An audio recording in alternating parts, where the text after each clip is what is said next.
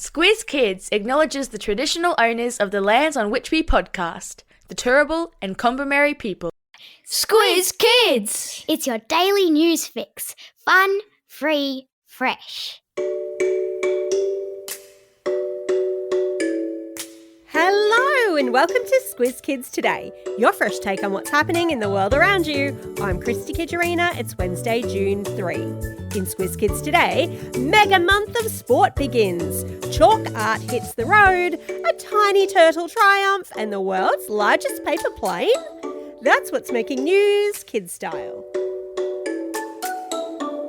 The Lowdown. Buckle up, sports fans, because the world of sport is about to go absolutely bananas. And today we're starting with football, aka soccer, because Tony Popovic, coach of Australia's national men's team, the Socceroos, has announced the squad heading to the FIFA Men's World Cup, which kicks off next Friday Aussie time across the United States, Canada and Mexico. The 26-player team is packed with exciting younger stars and a few experienced players making their fourth World Cup appearance. One name that's getting lots of attention is Cristian Volpato, who made a late decision to play for Australia after also being linked to Italy, meaning the green and gold has gained another talented footballer. The tournament is the biggest World Cup ever, with 48 teams chasing football glory, and before it all begins, Australia still has one final warm-up game against Switzerland this weekend. And if you're keen to learn more, we'll have a special Squiz Kids shortcut all about football and the FIFA Men's World Cup and why billions of people around the globe stop to watch, landing in your podcast feed next Tuesday. And if giant trophies, dramatic finals and nail-biting sport are your thing, this week is absolutely stacked. Today, the National Hockey League's Stanley Cup final begins in the USA with the Carolina Hurricanes, whose mascot, by the way, is a pig called Stormy, facing off against the Vegas Golden Knights in North America's biggest ice hockey showdown. Then tomorrow, it's basketball's turn as the New York Knicks and San Antonio Spurs tip off the NBA Finals. And because the Knicks haven't won a title since way back in 1973, I reckon they might have a few extra people cheering them on. Both championships are a best-of-7 series, meaning teams have to win 4 games before anyone gets to lift a giant shiny trophy and celebrate. Which means, teachers, if anyone in class suddenly becomes extremely curious about what's happening on a laptop screen this week, now you know why.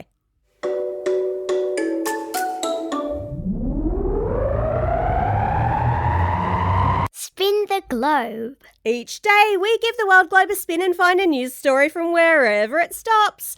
And today, we've landed in the United States in the town of Joplin, Missouri, where artists are turning ordinary roads into giant mind-bending masterpieces. Picture this, a giant hole opening up in the road in front of you, a monster bursting from the pavement, or yourself balancing on the edge of an impossible cliff. Except none of it is real.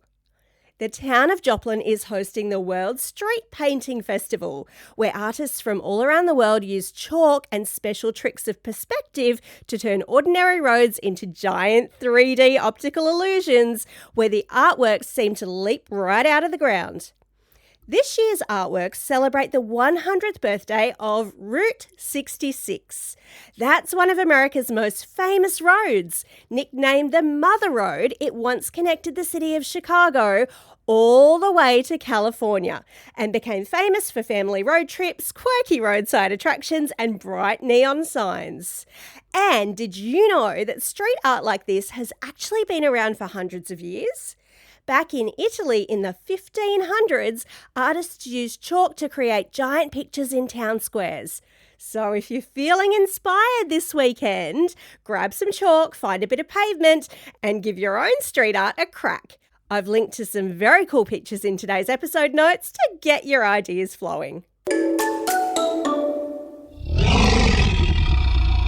Animal Kingdom. And it's good news from the animal kingdom today. with some tiny travellers beginning one of nature's biggest adventures. More than 9,000 baby green sea turtles have started heading out to sea after a special rescue project helped to protect their eggs in far north Queensland in Australia. Most of these turtles normally hatch on Rain Island. That's a tiny coral island that hosts huge turtle crowds every nesting season. But warmer temperatures and rising seas have been making life particularly tricky for little hatchlings. So, researchers, alongside traditional owners, carefully moved thousands of turtle eggs to a nearby island and buried them beneath shade to keep the sand cooler. The cooler temperatures make a difference because, amazingly, the temperature of the sand helps decide whether hatchlings become boys or girls. Warmer sand means more females, and scientists say that this turtle population had been becoming way too female heavy. So they've been trying to keep them cooler and ensure more males are hatched. This year, more than 80% of the relocated eggs hatched successfully and made it safely to the ocean. Hooray!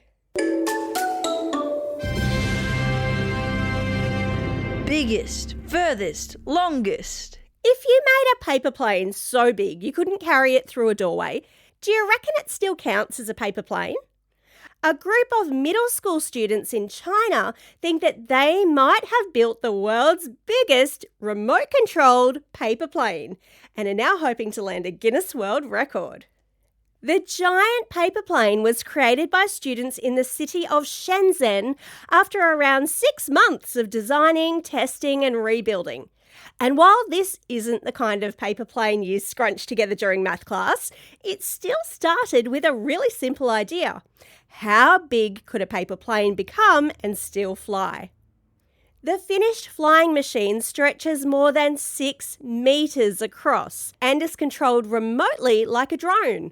The team recently tested it, managing to keep the plane flying for, get this, around 15 minutes.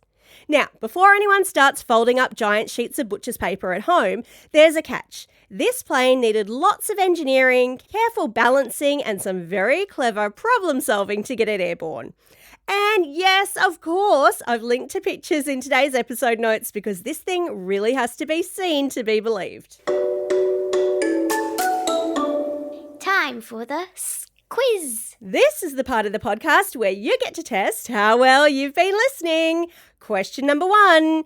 Which NBA basketball team has not won a title since 1973? Great listening if you said the New York Knicks. Question number 2. Which famous US road is celebrating its 100th birthday this year? That, my friends, is the famous Route 66. Question number 3. Which species of turtle was the target of a special rescue project in North Queensland?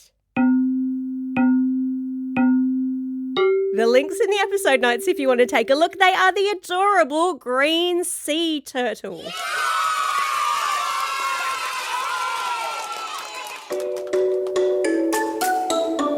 Shout outs. It's Wednesday, June 3, and today is Mabo Day in Australia, a day that remembers one of the biggest courtroom decisions ever in Australian history.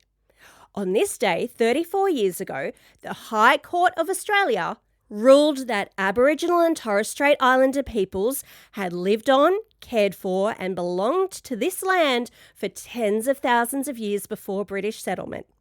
This case was led by Eddie Koiki Mabo, a Torres Strait Islander man from Mer Island, who challenged the idea that his family's traditional land belonged to the Crown. The court overturned something called terra nullius. That's a Latin phrase meaning that the land belongs to no one. That was an idea used for many years before to claim Australia had no owners before the British arrived. It's also a special day for these quiz kids celebrating a birthday today. Mila and Zella from Forest Lake. Sophie, who's also from Forest Lake. Annika from Belmont. Lydia from Dimbula. Ben from Lakes Entrance, Emma from Hurstville, Elliot from Flemington and Scarlett from Paran. Belated birthday shout-outs go to Riley from Goonong, Ali from Aspley and Sebi from Mitcham. Classroom shout-outs today go to Class 6 Alpine with Mrs. Holst at Lura Public School. Class 5-6G with Miss Gillespie at Lucas Heights Community School. Class 5-6B with Mr. Blaine at Belmont Primary School. The 3-4 classes with Mrs. Willis and Mrs. Owen at Glenbrook Public School.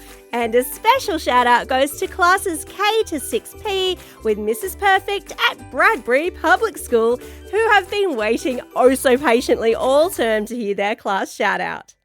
Don't forget, if you've got a birthday coming up and you want a shout out, or if your class would like a classroom shout out, you or your teacher or your mum and dad can drop us a line at squizkids@thesquiz.com.au, or you can fill out the form on our website. Well, that's all we have time for. Thanks for listening to Squiz Kids today. We'll be back again tomorrow. And in the meantime, get out there and have a most excellent day. Over and out.